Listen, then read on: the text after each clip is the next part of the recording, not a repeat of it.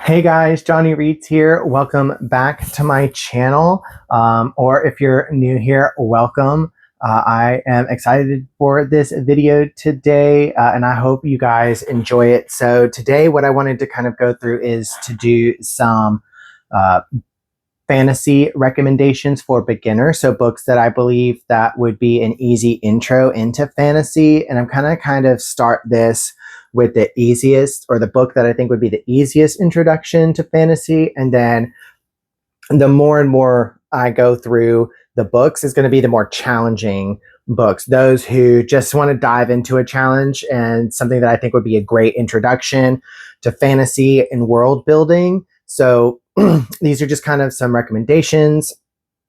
And also, like, for those who struggle to recommend books to their friends who don't read fantasy, I think these are good recommendations to just recommend to others. So, I thought we could just go ahead and get started and go through all of the books. All right. So to start off with, my first recommendation is going to be Stormfront by Jim Butcher. This is the first novel of the Dresden Files.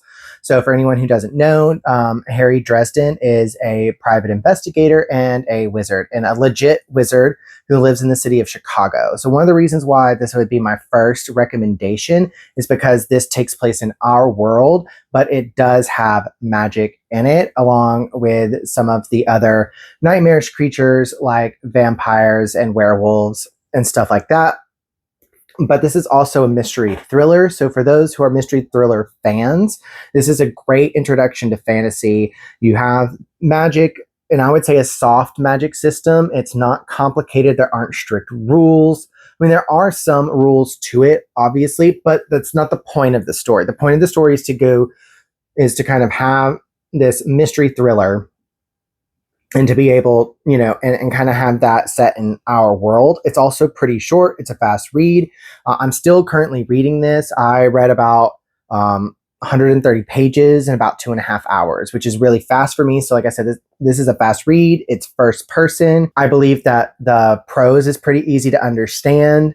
So I think this is a great introduction to fantasy for those who don't normally read fantasy. And so the next book that I am going to recommend is Crave by Tracy Wolff. So some of you guys probably recognize this cover, or very similar to another series, Twilight. So this is about a girl who lost her parents and must go and attend a boarding school that her uncle is the headmaster at in Washington, I believe. So, and there are vampires in here, along with several other creatures and witches, dragons or were-dragons, werewolves. And she is just kind of a normal human being, or so we think. I would say this is a young adult novel. So the prose is pretty easy to read, pretty easy to understand. You're in, our world. So again, you're not having to try and envision this brand new world. You're able to kind of just look outside and see what they would see. But a lot of people think that this is just kind of a ripoff of Twilight. I have a very unpopular opinion about this. This is Twilight done the way it should have been.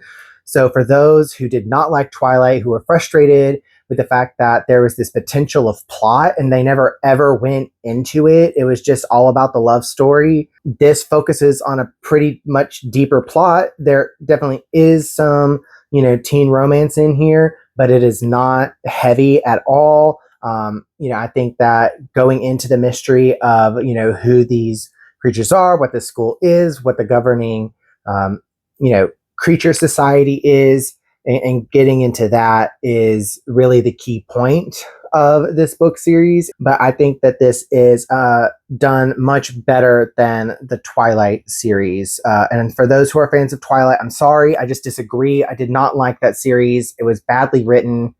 So for those who want a do-over, Crave is the book for you, and definitely a book for beginners wanting to go into fantasy.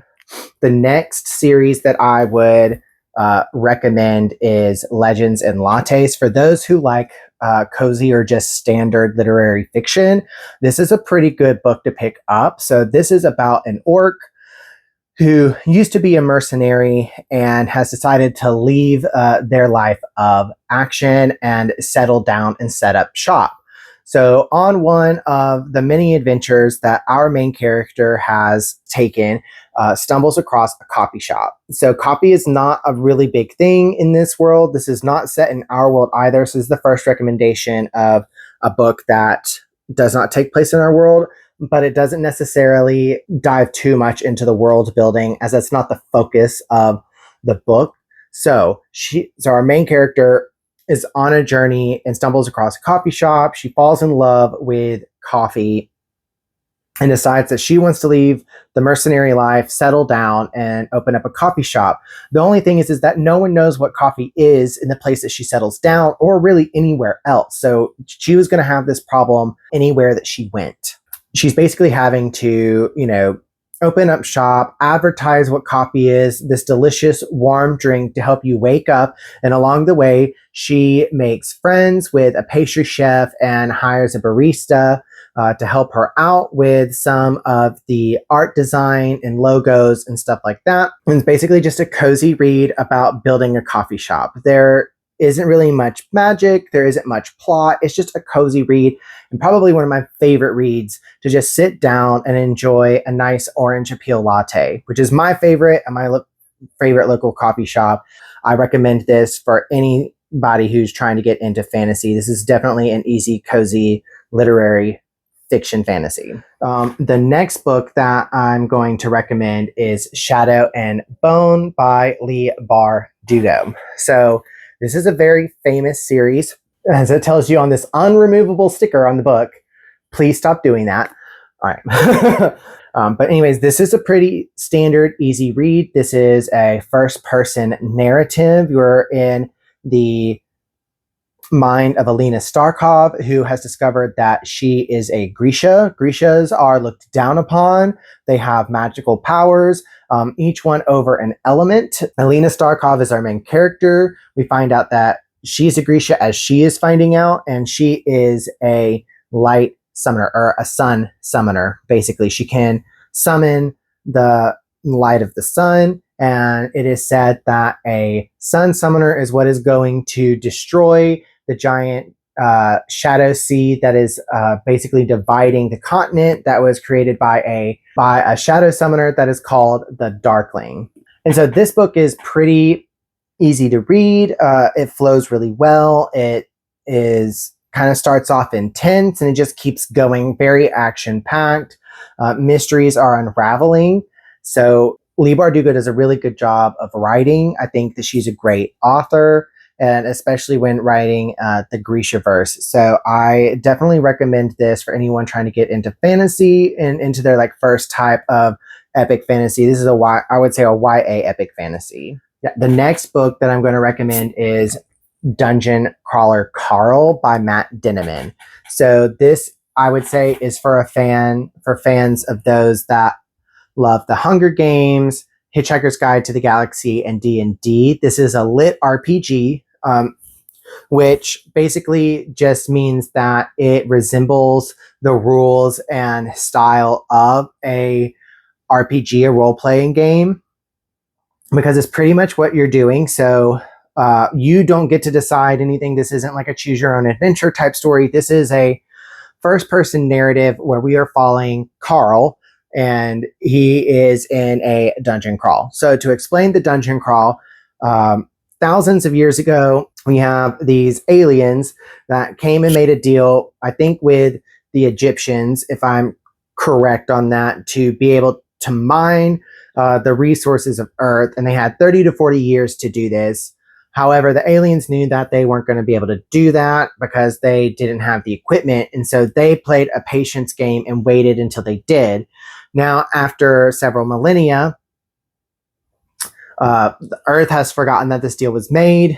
There's no documentation of it. And so while we're just kind of cluelessly mining the Earth for ourselves and to use the resources for ourselves, the aliens feel like, okay, they've mined enough, and they decide to take everything. That includes our buildings, any materials that are inside of it. And if you were inside one of those buildings, you die. And so Dungeon Crawler Carl was lucky enough to not be inside of a building out in the freezing cold of Seattle trying to chase his ex-fiance's cat, who is Princess Donut. So basically, because of Donut, Carl is saved. Once all those buildings have died, an announcement comes on, and he can see this writing in front of his face, and announces that he has a certain amount of time to make it down a set of stairs. I think the stairs have like a light on it, so he's able to run and go down these set of stairs. Once he's down these set of stairs, he is entered into the dungeon crawl, where he must go down 18 levels and survive the 18 levels in order to win. And there is a great possibility of death. They start out with several million people, and the numbers keep dwindling as the days go by. So now this book doesn't have all 18 floors on it. This just carries a couple of floors. There are several books. There are 6 out right now, with the 7th coming out and the cover just being revealed. So with Dungeon Crawler Carl, where basically on the first few levels with him trying to defeat mobs, we're introduced to several different fantasy creatures that turn out to be real, even though we thought that they were myths. They're actually just aliens and creatures of other planets. So you have goblins, hobgoblins, you've got golems, and these giant worm creatures and kobolds. Basically a lot of creatures that you would see in D&D are actually real. And they are either created by the syndicate that is hosting the game, or they are prisoners from other planets that played the games and survived. So there is a point, and it is stated in here, that if they reach a certain level, they can make a deal and live, because most likely they're not going to be able to make it all the way down to the 18th floor, because once they make it to the 18th floor, and if a company doesn't want them to get to the 18th floor, they get to keep all of the resources and the planet is saved. Doesn't mean all the people get to come back to life, but the planet is saved and not destroyed, and they basically get to, the winner gets to keep the planet. And so that is the goal of the dungeon crawl, and Carl is just trying to make it out alive. And I definitely recommend this for beginners because it's just a fun, easy read. There's a ton of comedy in here. So if you love to laugh, this is a good book for you, especially if you love, snobby little princess kittens. This is very funny. All right, let's move on. So the next book that I'm going to recommend, I don't have a copy of. So it's going to, I did it through Libby on audiobook, and I'll put the picture right here, is Children of Blood and Bone, and that is by Tomi Adeyemi, who is I believe she's Nigerian, because the book is a fantasy book based on Nigerian culture and an ancient Nigerian religion. Basically, we're in a tyrannical government where you have the court, the royal class that is ruling hates anybody who has magical powers, and these powers function a lot like the ones in the Grishaverse. They either have the ability over one sort of element or healing, something like that. They only have a power over one thing, not over multiple things. But anyways, you have Zaylee, who is our main character. She discovers that she has these powers, but she knows that she is supposed to have powers. The king did away with magic a long time ago, and I guess not long ago. She was alive when it happened because she saw her mom die due to the genocide that he committed. And so this book is about her bringing powers back to these people so that they can stand up against the royals who have been oppressing and slaughtering them. And you find out a lot about the culture, a lot about the power system, and I think that it's pretty easy to read. It is a young adult trilogy series, and so it's very easy to follow. And I like Tomi Adeyemi's writing style. It's told in multiple POVs, and I think each POV is first person, if I remember correctly, which is interesting. And of course, you do have that trope where one of the royals is outcasted and sides with the magic folk to stand up against the oppressing royal class. This is based off an actual culture and an actual religion. I don't think anybody really worships this religion anymore. This is kind of an old polytheistic religion. And so you really kind of get to dive and learn about a culture that isn't your own, that's real in a sense.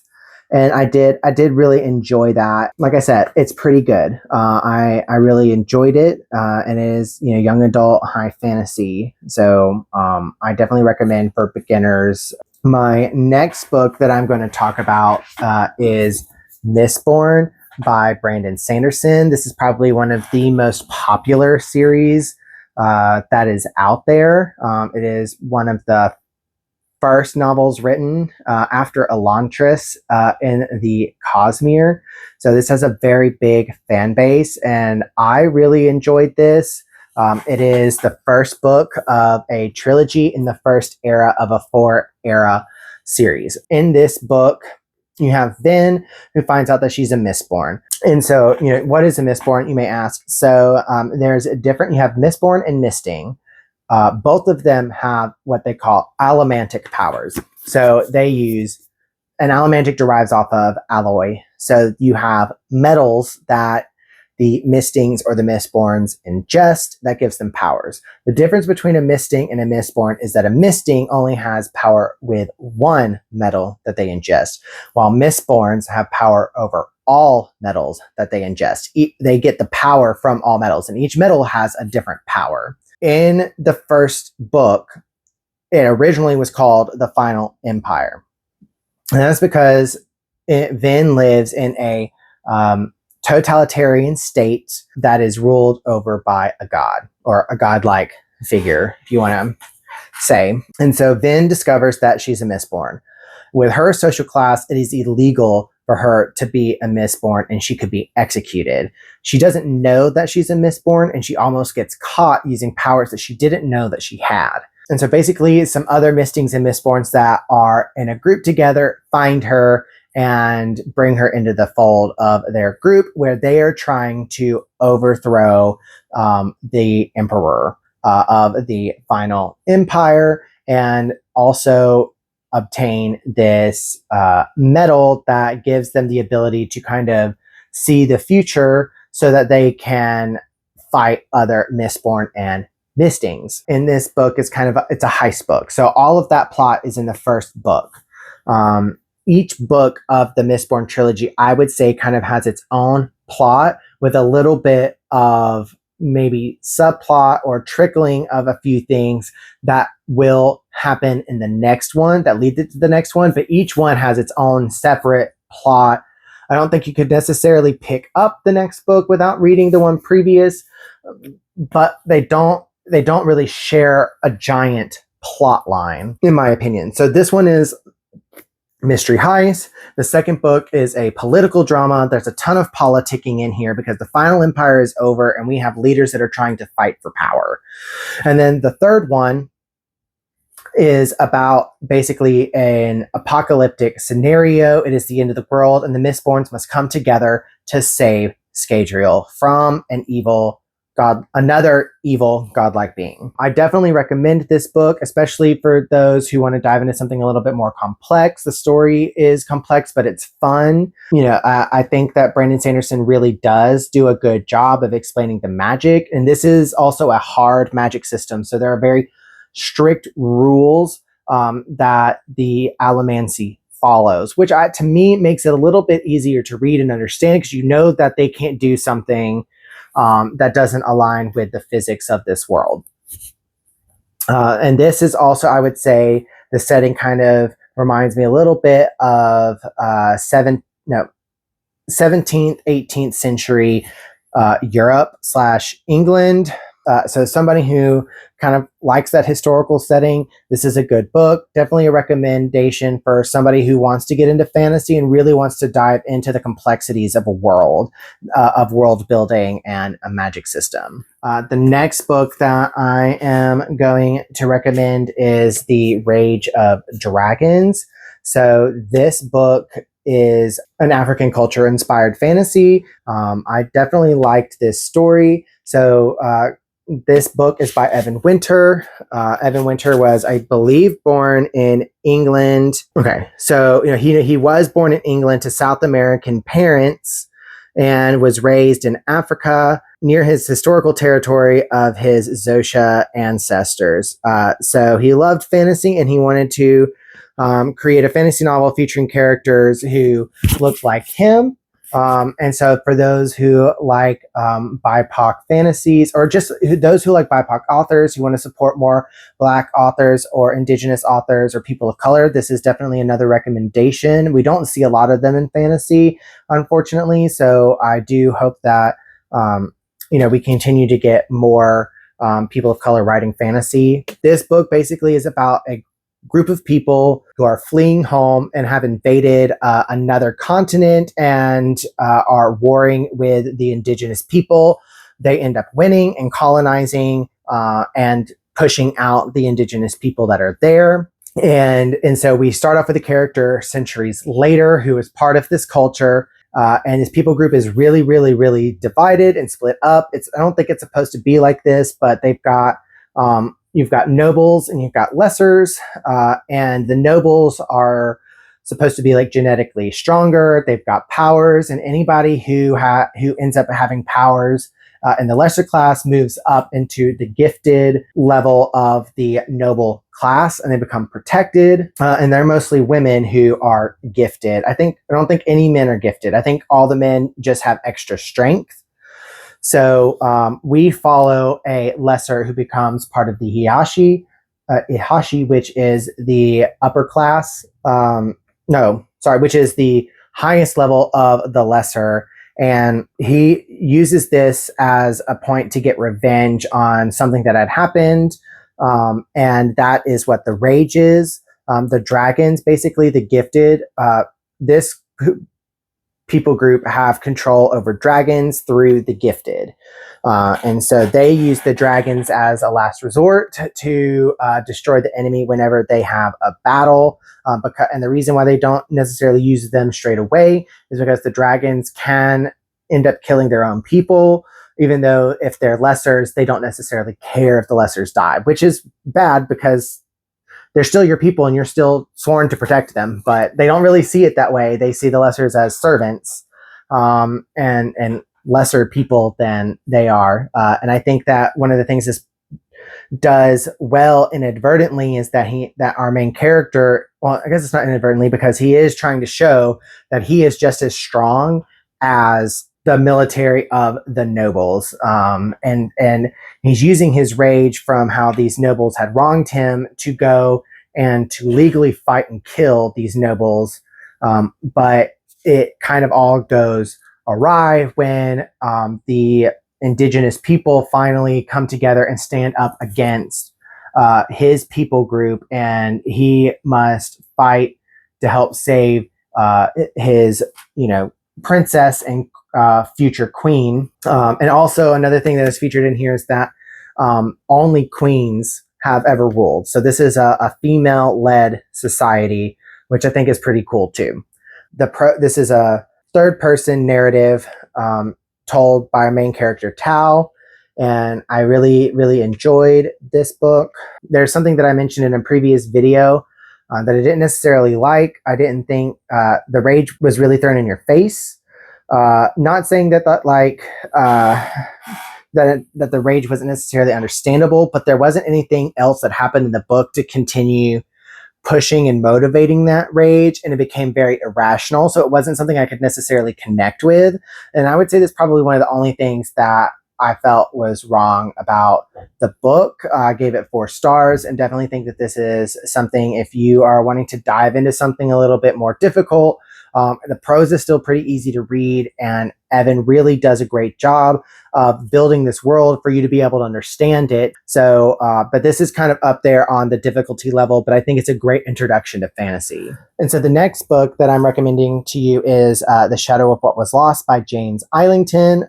So this is a high epic fantasy that is very similar to The Wheel of Time. I have not read The Wheel of Time myself, but have heard from multiple people who have read The Wheel of Time. This is a very, very similar.